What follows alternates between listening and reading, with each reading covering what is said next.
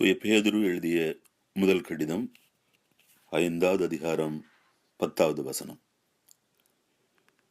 சிறிது கால துன்பங்களுக்கு பின் அவர் உங்களை சீர்படுத்தி பலப்படுத்தி வலுப்படுத்தி நிலைநிறுத்துவார். பலப்படுத்தும் கிருபை. தேவ பலத்தை தளராமல் நம்பியிருப்பதுதான் வாழ்வில் வெற்றியையும் அற்புதமான சுகத்தையும் நமக்கு கொண்டு வரும். ஆகவே தான் பேதுரு இந்த நாளிலே நினைவுபடுத்துகிறான். எல்லா கிருபையும் நிறைந்த கடவுள் இயேசு கிறிஸ்துவுக்குள் என்றும் நிலைத்திருக்கும் தன் மாட்சியில் பங்கு கொள்ள உங்களை அழைத்திருக்கிறார். எனக்கு அருமையானவர்களே, இந்த பிரபஞ்சத்தை உருவாக்கிய தேவ வார்த்தை இன்னமும் நமக்காய் ஒலித்துக் கொண்டு இருக்கிறது. ஏசாயா தீர்க்கதரிசியினுடைய வார்த்தை வழியாக,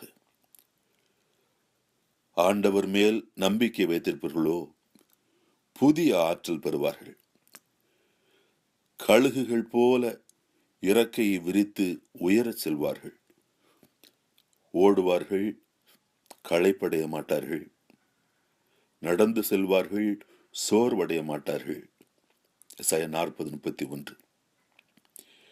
இந்த வார்த்தைகளை நாம் விசுவசித்தோம் என்று சொன்னால், சாதாரண ஆயனாக இருந்த தாவீதோடு கூட நாமும் ஜெபிக்கலாம், ஆசீர்வாதங்களை பெறலாம், பிறருக்கும் ஆசீர்வாதமாக விளங்கலாம். சங்கீதம் 103:5 அவன் சொல்கிறான், அவர் உன் வாழ்நாளை நலன்களால் நிறைவுறச் செய்கிறார்.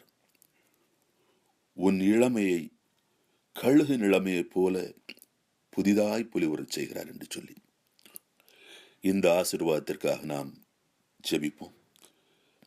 அப்பா, உம்முடைய பலப்படுத்துகிற கிருபைக்காக, எங்கள் பலகீனத்தில் அது எங்களை தாங்குவதற்காக நன்றி செலுத்துகிறோம். உம் பரிசுத்த ஆவியானவர் தாமே எங்களை சுகமாக்கி வழிநடத்துவாராக. இயேசுவின் பெயரால் ஜெபிக்கிறோம். ஆமென்.